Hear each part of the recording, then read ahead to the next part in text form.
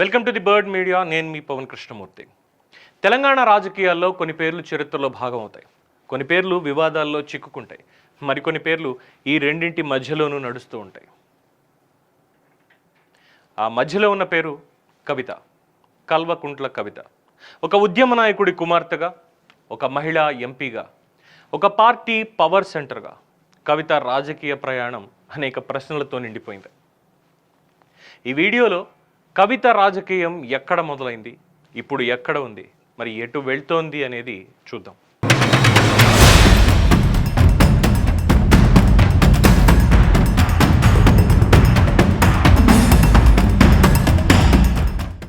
కవిత రాజకీయాల్లోకి ప్రత్యేకమైనటువంటి రోజున రాలేదు, ఆమె రాజకీయాల్లోనికి పెరిగింది. తెలంగాణ ఉద్యమం ఉవ్వెత్తున ఎగిసిన రోజుల్లో ఆమె ఇంట్లో రాజకీయాలు మాటలు కాదు, రోజువారీ జీవితమే. కేసీఆర్ ప్రసంగాలు, ఉద్యమ ఉత్సాహం, తెలంగాణ ఆత్మగౌరవం ఇవన్నీ ఆమె రాజకీయ డిఎన్ఏలో భాగమయ్యాయి. ఇది ఆమెకు అడ్వాంటేజ్, కానీ ఇదే ఆమెపై మొదటి విమర్శ కూడా.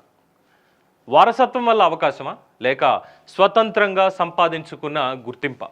కవిత నేరుగా ఎన్నికల రాజకీయాల్లోకి రాలేదు. ముందు ఆమె ఎంచుకున్న మార్గం సాంస్కృతిక రాజకీయాలు.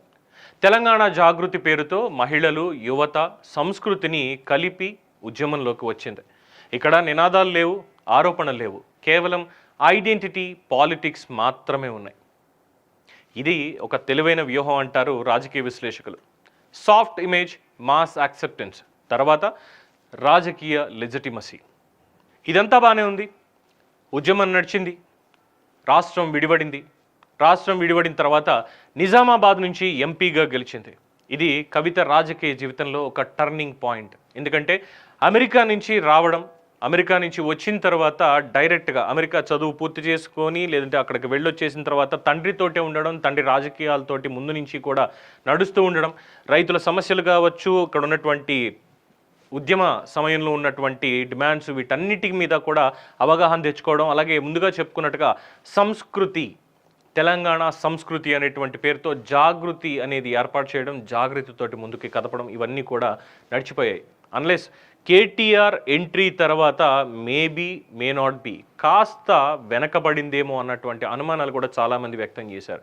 సరే, రాష్ట్రం విడిపోయింది, వచ్చారు, కేటీఆర్ తనదైనటువంటి శైలిలో ముందుకు వెళ్ళారు. ఆ తర్వాత జరిగినటువంటి రాజకీయ ఎత్తుగడల్లో భాగంగా నిజామాబాద్ నుంచి కవిత ఎంపీగా పోటీ చేసింది. ఎంపీగా పోటీ చేసి గెలిచింది. And it's also a very key part. ఇక అక్కడి నుంచి రైతుల సమస్యలు, పసుపు బోర్డు డిమాండ్, పార్లమెంట్లో తెలంగాణ వాయిస్ని బలంగా వినిపించడం చేస్తూ వచ్చింది. కానీ ఇక్కడే పరిస్థితి మారింది. 2014 నుంచి 19 వరకు అంతా బాగానే ఉంది అనుకున్నారు, కానీ అక్కడి నుంచే నేషనల్ మీడియా ఫోకస్ పెరిగింది, వారసత్వ ఆరోపణలు కూడా మొదలయ్యాయి. కవిత ఇక కేవలం ఎంపీ కాదు, ఒక రాజకీయ పవర్ నోడ్ అనేది అందరికీ అర్థమైపోయింది. అయితే శక్తి పెరిగిన చోట వివాదాలు కూడా సహజంగా ఉంటాయి. నేషనల్ మీడియా ఎంత ఫోకస్ ఇచ్చిందో ఆవిడ కూడా అదే విధంగా ఫోకస్ చేసుకుంటూ వెళ్ళింది. కవిత విషయంలో రాజకీయ ఆరోపణలు, చట్టపరమైనటువంటి ప్రక్రియలు, మీడియా ట్రయల్ అన్నీ ఒకేసారి వచ్చాయి. ఒకసారి దీన్ని అనలైజ్ చేసుకుంటే, ముఖ్యంగా 2019 తరువాత కవిత రాజకీయ ధోరణి ఏ విధంగా ఉంది అన్నప్పుడు, నిజామాబాద్ ఎంపీగా పోటీ చేసి ఓడిపోయింది.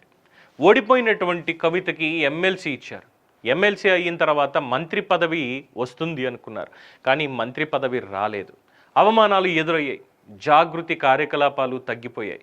ఇక ఢిల్లీ లిక్కర్ స్కామ్లో కవిత కీ రోల్ పోషించారు అన్న దాంతో బీజేపీ కేసులు పెట్టింది అన్నారు. బట్ సిబిఐ కేసులు పెట్టింది, అరెస్ట్ చేసింది, తీహార్ జైలుకి పంపించింది. కానీ పార్టీ దగ్గర నుంచి, కుటుంబం దగ్గర నుంచి సరైనటువంటి స్పందన లేదు, సరైనటువంటి సహకారం ఆవిడికి అందలేదు అనేటువంటి ఆరోపణలు బలంగా ఉన్నాయి. అక్కడికి అయిన తర్వాత జైలు నుంచి రిలీజ్ అయ్యారు. రిలీజ్ అయిన తర్వాత 25 సంవత్సరాల బీఆర్ఎస్ ప్లీనరీ, అంటే టీఆర్ఎస్ నుంచి బీఆర్ఎస్గా వచ్చినటువంటి కథనం, ఈ ప్లీనరీని కూడా చూసాం. ఆ ప్లీనరీలో కేసీఆర్ మాట్లాడినటువంటి మాటలు, అంటే అధికారాన్ని కోల్పోయి, ముఖ్యమంత్రి పదవి కోల్పోయి, ప్రధాన ప్రతిపక్ష నేతగా కేసీఆర్ ఉండి మాట్లాడాల్సినటువంటి మాటలు మాట్లాడలేదు. అప్పటికి బయటికి కూడా రాకుండా, అసెంబ్లీ సెషన్స్ కూడా అటెండ్ కాకుండా కేవలం ఆయన ఫామ్ హౌస్కి మాత్రమే పరిమితమై, ప్లీనరీకి వచ్చిన తర్వాత కేవలం కాంగ్రెస్ పార్టీని ఉద్దేశించి ఆయన చేసినటువంటి వ్యాఖ్యలు తప్ప కేంద్రంలో ఉన్నటువంటి బీజేపీని ఒక్క మాట కూడా అనకపోవడం కవితకి కాస్త మనస్తాపం కలిగించింది అంటారు పెద్దలు. ఆ మనస్తాపం నుంచే తండ్రికి ఒక లేఖ రాశారు. ఆ లేఖలో, ఎందుకు నాన్న బీజేపీని విమర్శించలేదు, ఇది 2 నాల్కల ధోరణి కింద ప్రజలు అర్థం చేసుకుంటారు, మనం తెలంగాణలో బీజేపీ మీద అలాగే కాంగ్రెస్ మీద కూడా పోరాటం చేస్తున్నాం కదా, ఎందుకని కనీసం సరైనటువంటి విమర్శలు మీరు చేయలేదు అంటూ తండ్రికి ప్రశ్నాస్త్రాలు సంధించింది. అట్ ద సేమ్ టైం ఆ లేఖలు బయటికి రిలీజ్ అవ్వడం, ఆ రిలీజ్ చేయించింది ఎవరు అనేటువంటి దానికి అనేక అనుమానాలు రావడం, ఆ అనుమానాలకి తోడుగా కవిత తన స్టేట్మెంట్లు పాస్ చేస్తూ ఉండడం, ఇదంతా అయిన తర్వాత ఆవిడని పార్టీ నుంచి బహిష్కరించడం. ఈ బహిష్కరణ అంత ఈజీగా జరిగిపోయిందా? లేదు.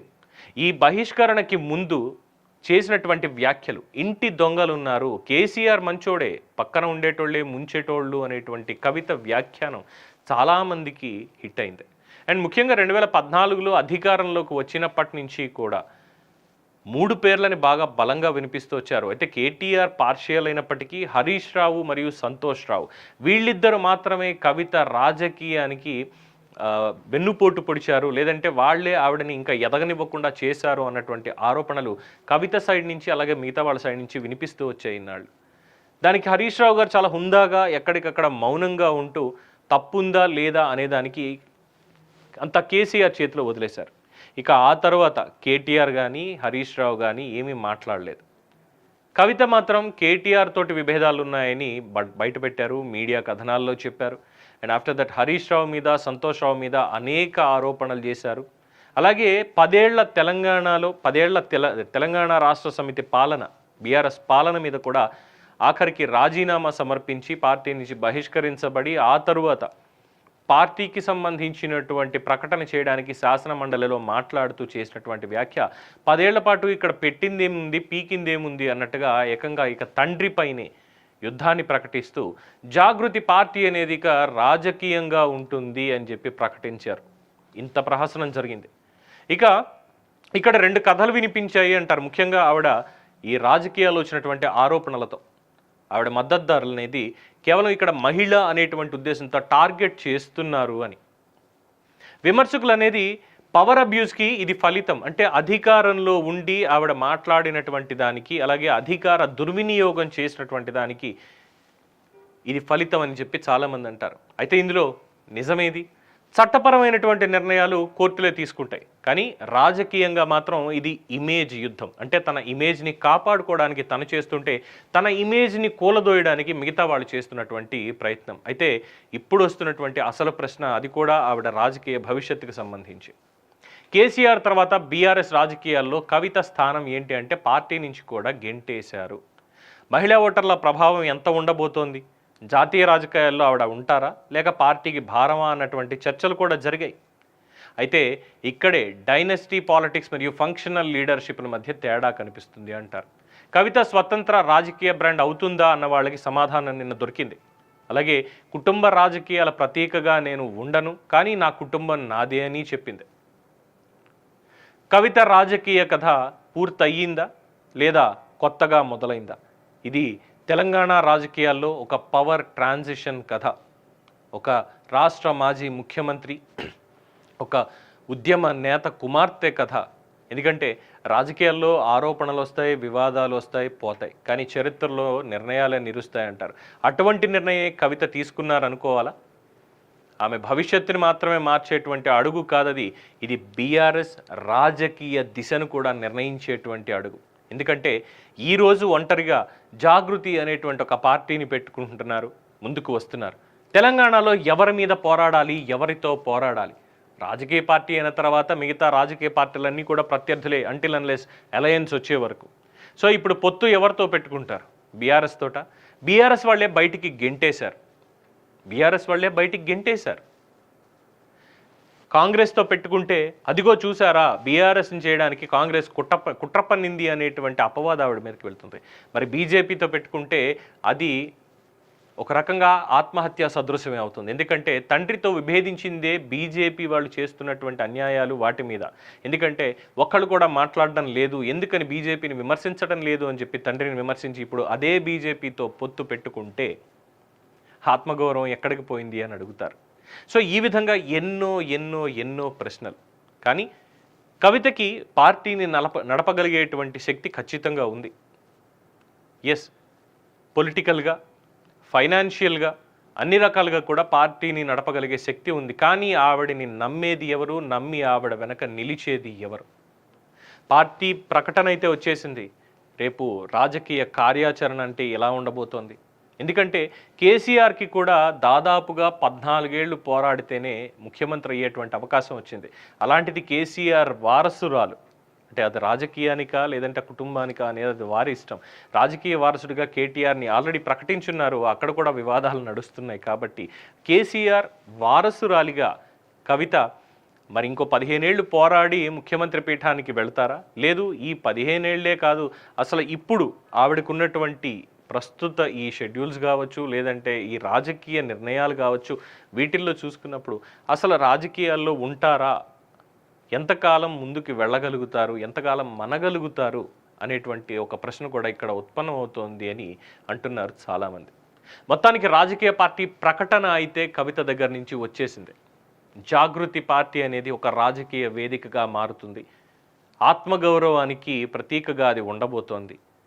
మహిళలకి అండగా ఉండబోతోంది అని తన రాజకీయ ఎజెండాని ఆవిడ చెప్పేశారు. మరి ప్రజలు ఆదరిస్తారా? ఏ విధంగా ముందు భవిష్యత్తు ఉండబోతోంది? Let's wait and see. దీని మీద మీ అభిప్రాయాన్ని కామెంట్స్ రూపంలో తెలియజేయండి. చూస్తూనే ఉండండి ది బర్డ్ మీడియా.